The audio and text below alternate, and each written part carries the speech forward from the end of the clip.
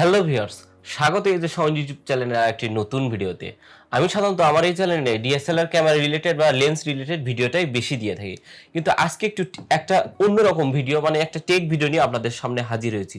যদিও take video, কিন্তু যারা ফটোগ্রাফি শুরু করতে যাচ্ছেন বা ক্যামেরা কিনেছেন তারাও এই ভিডিওটা স্কিপ না করে শুরু থেকে শেষ পর্যন্ত দেখতে পারেন।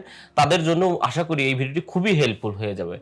আমি একটা কথা বলবো, যারা আমরা ফটোগ্রাফি করি বা ক্যামেরা কিনেছি তারা আমরা জানি যে ক্যামেরা এবং নিজে 60% কাজ করে দেয়, মানে ক্যামেরা দিয়ে আপনার ছবি বা ভিডিওগ্রাফি করতে পারবেন, কিন্তু বাকি 40% কিন্তু একটা পিসি বা ল্যাপটপ করে দেয় সফটওয়্যারের মাধ্যমে।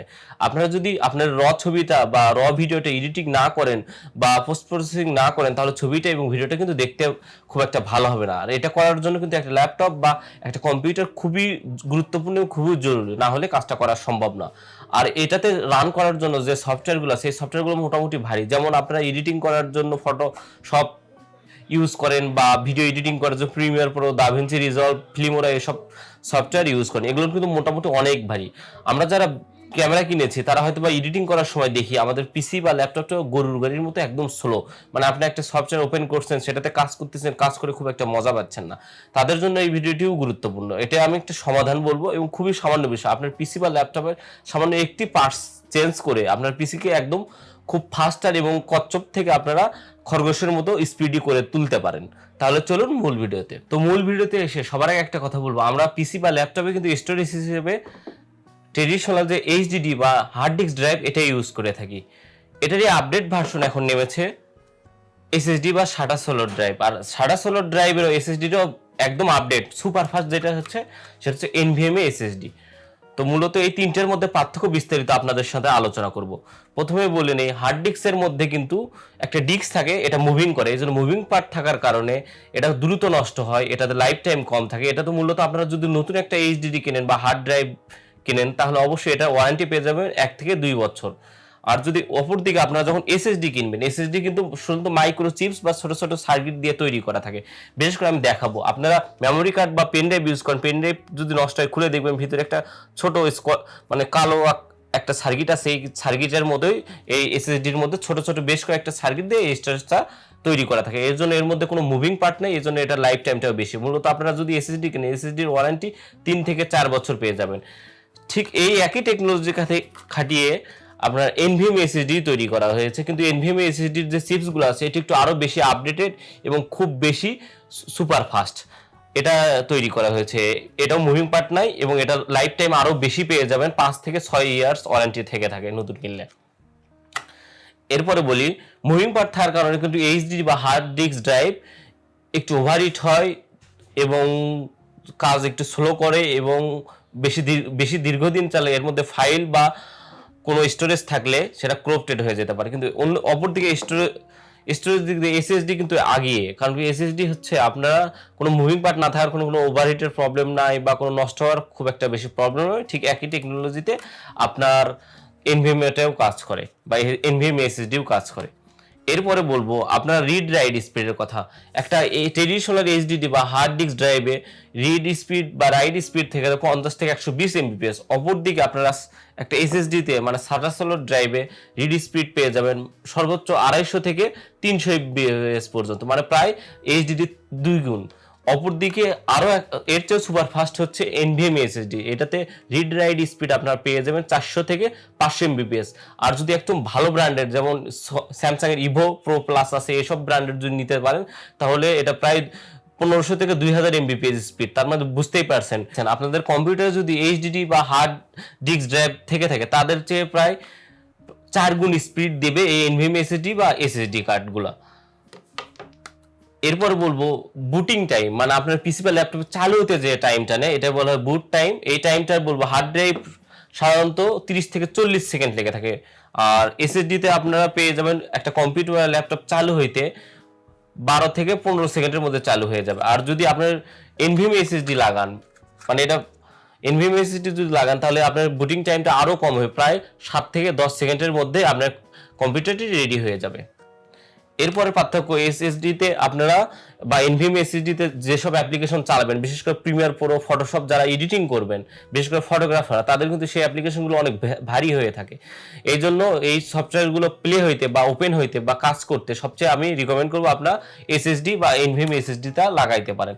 আর হার্ড ডিস্কও অনেকেই চালায়, কিন্তু হার্ড ডিস্কটা আপনারা খুব একটা পারফরমেন্স পাবেন না, বিশেষ করে যদি আপনারা প্রফেশনাল লেভেলের কোনো কাজ করে থাকেন ফটোগ্রাফি, তখন হবে কি আপনার ক্লায়েন্টকে দ্রুত কিন্তু ডেলিভারি দিতে হবে। এই ডেলিভারি টাইমটা এবং কাজের সুবিধার জন্য আপনারা হার্ড ডিস্কে অতটা সুবিধা পাবেন না। এই জন্য আপনারা এসএসডি কিনতে পারেন, বা যদি একটু আপডেট কিনতে পারেন তাহলে এনভিএমই এসএসডিটা নিতে পারেন। এরপর আরেকটা বিষয় খুবই গুরুত্বপূর্ণ, আমরা যারা বিশেষ করে ফটোগ্রাফার বা ভিডিওগ্রাফার বা ভিডিও এডিটিং করি, তারা কিন্তু একটা ভিডিও এডিটিং করে মোটামুটি অনেক সময় লেগে যায়।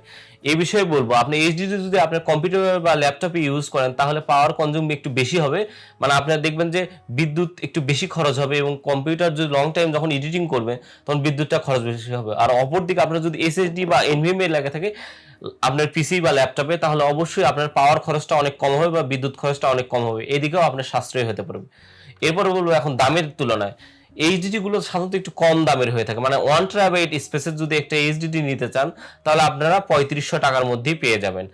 অপরদিকে যদি আপনার এসএসডি বা সাদা সোলো ড্রাইভ যদি 1 টেরাবাইট নিতে চান তাহলে 14 থেকে 15,000 টাকা খরচ পড়বে। আর এনভিএমই যদি নিতে চান এটাতে একটু খরচ আরো বেশি।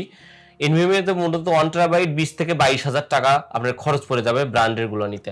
কিন্তু একটা কথা বলবো, প্রথমে টাকা ইনভেস্ট একটু বেশি হইলেও কিন্তু এসএসডি বা এনভিএমই আপনার পাওয়ার কনজিউম কম করে, এর জন্য বিদ্যুৎ খরচটা বাঁচিয়ে দেয়, এই টাকাটা আপনার লস হবে না। আমি মনে করি যারা স্টোরেজ হিসেবে ইউজ করতে চান, মানে বেসিক যে কম্পিউটার, তারা এইচডিডি হিসেবে ইউজ করতে পারেন আপনার ফাইল স্টোরেজ হিসেবে। আর যদি আপনার একটু বাজেট বেশি হয়ে থাকে তাহলে এসএসডি লাগাইতে পারেন আপনার অপারেটিং সিস্টেমটা ইনস্টলের মাধ্যমে। অপারেটিং সিস্টেমটা যদি আপনারা এসএসডিতে ইনস্টল করেন তাহলে কিন্তু আপনার কম্পিউটার পারফরমেন্স প্রায় দ্বিগুণ হয়ে যাবে, মানে যেখানে আগে একটা কাজ করতে 1 মিনিট সময় লাগতো সেখানে আপনার কাজটা 30 সেকেন্ডের মধ্যেই কমপ্লিট করতে পারবেন। এরপর একটি খুবই গুরুত্বপূর্ণ বিষয় বলবো, আপনারা যারা nvme m.2 এসএসডি কিনতে চাচ্ছেন তারা জানেন অবশ্যই বেশিরভাগ যে আপনারা কিন্তু এটা কিন্তু মাদারবোর্ডের পিসিআই স্লটে ডাইরেক্ট লাগাতে হয়, এবং আপনারা যারা বিশেষ করে 6 জেনের নিচের যারা মাদারবোর্ড ইউজ করেন তাদের হয়তো এই পিসিআই স্লটে এনভিএমই বা এসএসডি লাগানোর যে স্লটটা থাকে, মানে এনভিএমই এসএসডি লাগানোর যে স্লটটা, এটা নাও থাকতে পারে। তাদের জন্য আমি এটা সুখবর দেব, আমরা হয়তো অনেক ব্যাকডেটেড মানে প্রিভিয়াস জেনারেশনের ল্যাপটপ চালান বা কম্পিউটার চালান, যেমন 3rd gen 4th gen 2nd gen এসব কম্পিউটার বা পিসি চালান, এতে কিন্তু এই এনভিএমই এসএসডি লাগানোর কোনো অপশন বা পিসিআই স্লট নাই।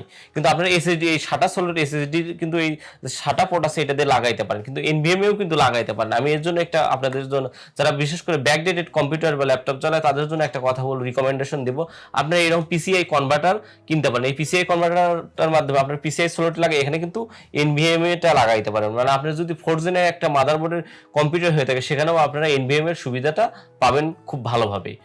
তো বিশেষ করে আমি বলবো, এখন তাহলে বুঝতেই পারছেন এসএসডি হার্ড ডিস্ক এবং এনভিএমই এর মধ্যে পার্থক্য। আমি রিকমেন্ড করবো আপনারা যারা বিশেষ করে প্রফেশনাল কাজ করেন তারা এনভিএমই এটা ইউজ করার জন্য। এনভিএমই ইউজ করলে আপনারা বিশেষ করে যদি আপনারা ফটো এডিটিং করেন বা ভিডিও এডিটিং করেন তাদের কাজের গতিও বেড়ে যাবে এবং কম্পিউটার হ্যাং করবে না, বা কম্পিউটার কোনো সফটওয়্যার হঠাৎ কাজ ধরেন 80% 90% হয়ে গেছে, অনেক সময় ইডিএস বা প্রিমিয়ার প্রো ক্রাশ করে দেয়, এই ক্রাশটা হবে না। এই জন্য আপনারা এনভিএমই বা এসএসডি কিনতে পারেন। আমি সবচেয়ে রিকমেন্ড করবো আপনারা যদি অপারেটিং সিস্টেমে এনভিএমই একটু টাকা বেশি লাগে এনভিএমই এটা কিনে লাগাইতে পারেন, এবং আমরা যদি ফাইল স্টোরেজ হিসেবে এসএসডি ইউজ করতে পারেন তাহলে আপনার 2nd জেনারেশনের যদি একটা ল্যাপটপ বা কম্পিউটার হয়ে থাকে সেটাও আপনি একদম খরগোশের মতো খুবই স্পিডি করে তুলতে পারবেন। আর যাদের বাজেট কম তারা এসএসডিটা অপারেটিং সিস্টেমে ইউজ করতে পারেন। 120 জিবি এসএসডি এখন বর্তমান বাজারে ব্র্যান্ডেডটা নিতে গেলে 2200 থেকে 2300 টাকার মধ্যেই ভালো মানের পেয়ে যাবেন। আর আপনি স্টোরেজ হিসেবে এইচডিটা ইউজ করতে পারেন। আর যাদের বাজেট কোনো লিমিট নাই, একটু বেশি টাকা ইনভেস্ট করতে পারবেন এবং প্রফেশনাল কাজে আপনি গতি চাচ্ছেন এবং আপনার ফাইল যাতে ক্রাশ না করে, ধরেন একটা বিয়ের কাজ বা একটা ভিডিও করে নিয়ে আসছেন সেটা যেন ক্রাশ না করে, এটা যদি আপনি এই ভাবনায় বা একটু বেশি ইনভেস্ট করতে চান তাহলে অবশ্যই আপনারা বলবো স্টোরেজ হিসেবে এসএসডি এবং অপারেটিং সিস্টেম হিসেবে এনভিএমই লাগা আপনার কম্পিউটারকে সুপারফাস্ট করতে পারেন। তো আজকের ভিডিও এই পর্যন্তই। আমি এসএসডি, এনভিএমই এবং এইচডিডির মধ্যে পার্থক্য হয়তো আপনার সহজা ভাষায় বোঝাইতে পেরেছি। বিশেষ করে যারা হার্ডকোর সফটওয়্যারগুলো বা গেমিং যারা করেন তারাও এটা করতে পারেন। গেমিং কিন্তু একটা গেম চালাইতে কিন্তু কম্পিউটার বা ল্যাপটপের উপর অনেক লোড হয়, এই জন্য কম্পিউটার এবং ল্যাপটপ স্লো হয়ে যেতে পারে। কিন্তু আপনারা যদি এনভিএমই বা এসএসডি লাগান তাহলে আপনার গেম প্লে করতেও সুবিধা হবে। তো ভিডিওটি কেমন লাগলো কমেন্ট করে জানাবেন। আর আমার চ্যানেল নতুন হয়ে থাকলে বা ক্যামেরা রিলেটেড কোনো কিছু জানা থাকলে আমার চ্যানেল ঘুরে আসতে পারেন। আর যদি ভালো লাগে অবশ্যই চ্যানেলটি সাবস্ক্রাইব করে পাশের বেল আইকনটি ক্লিক করে রাখতে পারেন। তো সবাই ভালো থাকবেন, সুস্থ থাকবেন। আজকের ভিডিও এই পর্যন্তই।